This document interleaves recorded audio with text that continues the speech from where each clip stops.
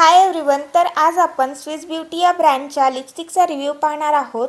23 number Murphy brown असा हिचा shade आहे आणि अतिशय सुंदर असा ब्राऊन कलर आहे, तुम्ही पाहू शकता.